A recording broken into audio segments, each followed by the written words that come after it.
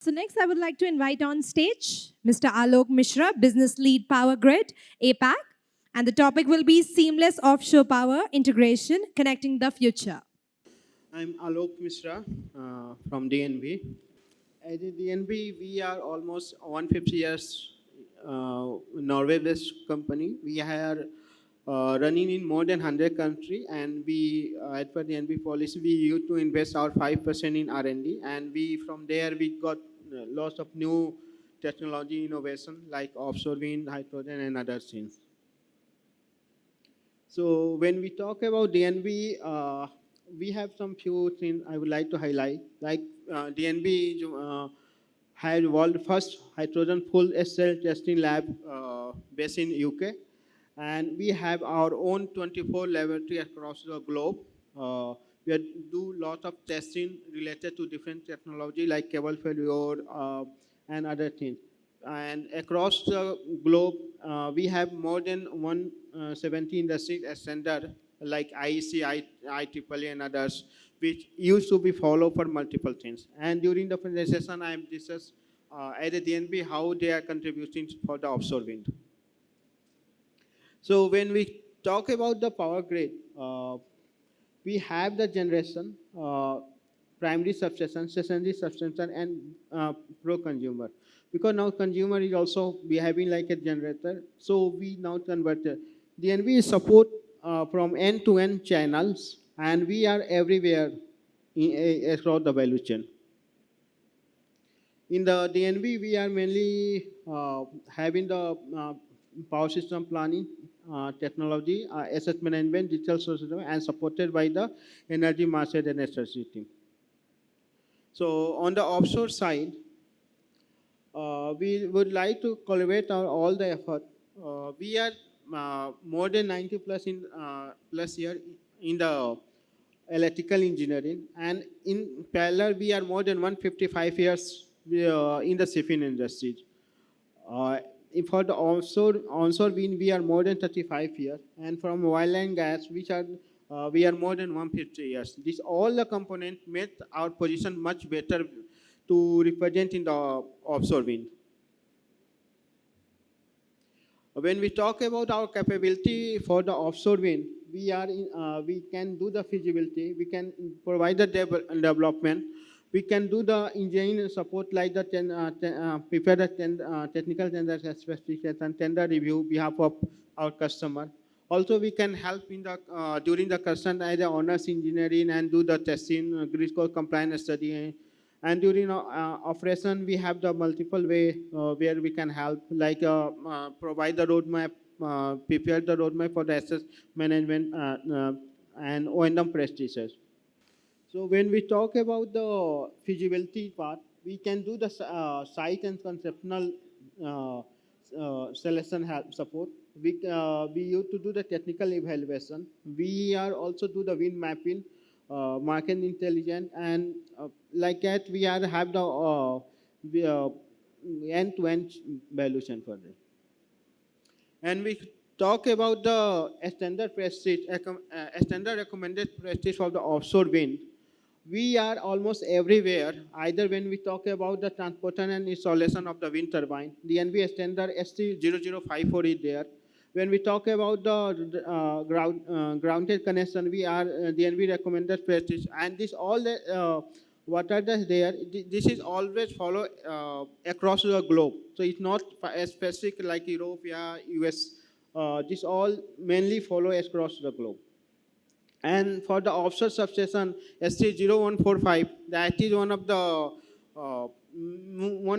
out of that one of the major where all the utility like power grid used to be follow.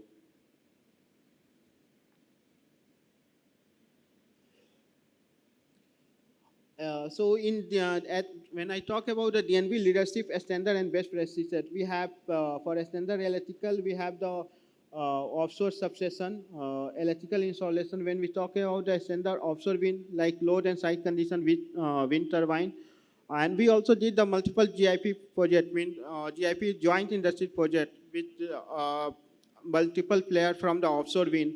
we join together with the, we try to address the present problem and we try to sort it out. So when we talk about the life cycle of technology development of the offshore and onshore, we see around each technology almost not a new. It is around almost 40 years old and it went up to 15 megawatt, which is the turbine developed by the Vestas. So when we talk about the aspect of that, then the safety and easy to the government supply are over. The international markets have all edgy and some regional markets. So when we talk about the LSOE, we have see the number one where we can say the where are the USD for MWHs. Now I'm coming on the more on the grid interconnection point. This is the typical layout of the any offshore wind. And when it is less than 100 kilometers from the seashore, near to shore, it is generally up to AC system and the capacity in the range of 500 megawatt to 20 kV. And when we talk about the array cables, it is generally on 33 kV side, but now it is moving toward the 66 kV. When it moves more than 100 kilometers from the seashore, it is generally for HVDC and it is goes up to 2 gigawatt. It can be with and without 80 collector fair form based on the plant configuration, based on the capacity. And it's 99% is a 66 kV array cables. So this is the typical layout of where we have the wind turbine, offshore substation, inter-array cables. Now we have installation and O&M vessel, which support during the installation and later on in the O&M thing. It's all connected to onshore substation, then it further connected to the grid. So these are the a typical electrical basis when we talk about the AC versus DC. So in the red line, we see when capacity is more than 7, means around 650 to 700, it is good length up to 75 kilometer and the vice versa. Now I'm taking the example of Indian grid insertion plan where as per CTU planning, these are the fund. And if you see the scope, the developer is up to develop the wind farm and offshore substation block. And the scope for the CTU is like pooling substation, onshore pooling substation, and this export cable. Each in CTU scope. So the developer shall be the developers at the voltage level up to 20 kV. And presently we are not going more than 500 megawatt at particular location. So so I believe based on DNV prestige, HVAC system is the fine and perfectly fine for that. When we talk about the electrical infrastructure, in 2009 they 132 that connection were there for the short export discussion. Now further this moved to the 220 kV, considering that the cheaper and some small SPs. One of the small number of SP system is a place in Germany. Also more are the expected offshore in very near future. So this is the comparison chart between MVSC, HVSC, and HVDC. So when we talk about the costing part, the MVSC is low and it's short, and it is but only valid for the shorter distance. But when we move to the HVSC, like 67 and other, it's bit moderate cost.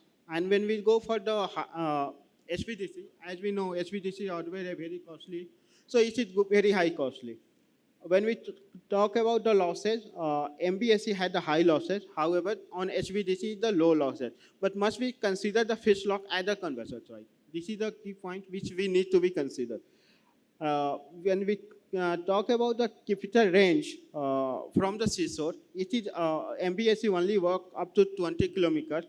MBSC work up to 80 kilometers. And for anything beyond 80 kilometers, we must need to go to HVDC.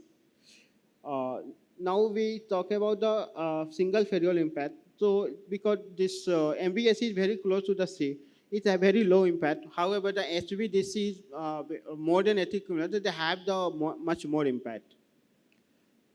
And when we talk about the offshore HV substation, we don't need any substation on the MVSC side.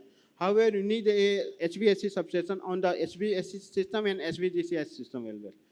And for HVDC converter, yes, obviously this is not required for the HC system, but yes, for the HVDC we needed that one.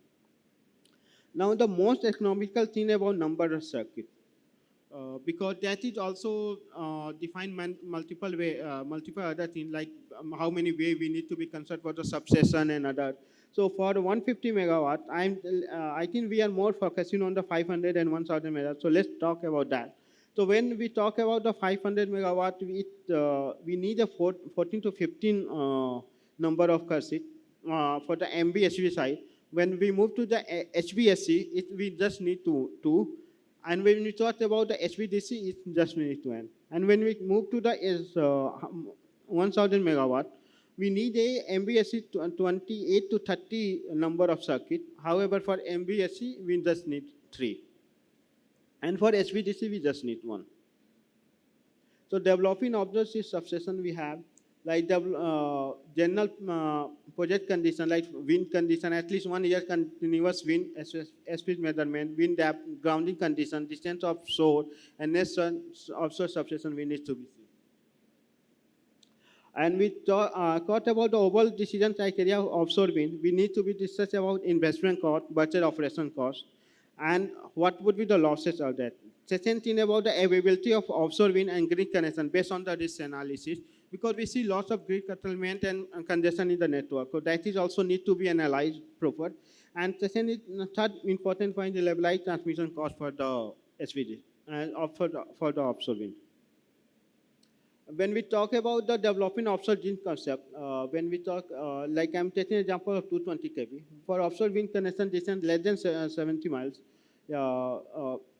there's 400 megawatt per 3 cables, no recurrency required because it's not so much economical, and only 1 cable can required for that. When we move to the, sorry, for more than one, we need a HVDC system, no recurrency, 1 cable trench is enough for that. And we talk about the more than 200 megawatt per HVDC system. We have 2 tables and possible to, and this would be the ideal condition based on the DNV prestige and DNV experience. So these are the different cases.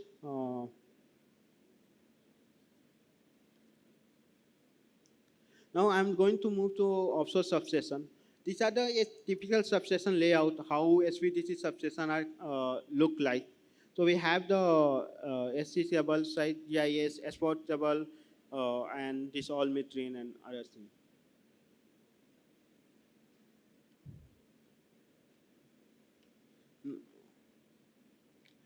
So when we talk about the transition toward the HVDC system, because that is also we are seeing based on DNV outlook, energy outlook, DNV, there is a trend moving toward the HVDC system.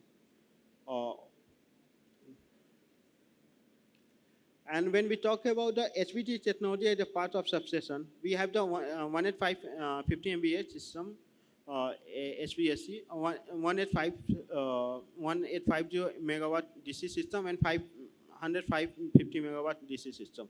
So these are the typical graph when we see like cost versus distance, and that could be with sensitivity on the higher distance DC system is more ideal. So this is the, when we talk about the grid connection part, we have the wind turbine AC system, AC procession system. Then we have the converter system, DC procession system, the DC cable, DC procession converter. And then we have the AC, so DC converter, and this is further connected to the grid. So these are the a typical layout for the SVDC of the wind connection. These are the wind type technology where we can see multiple mesh, how it can be connected. Yeah, now there is another recent trend is going with wind to the hydrogen production topology, and we are going to talk more tomorrow during the GIS session. So where we talk more how it is. Thank you.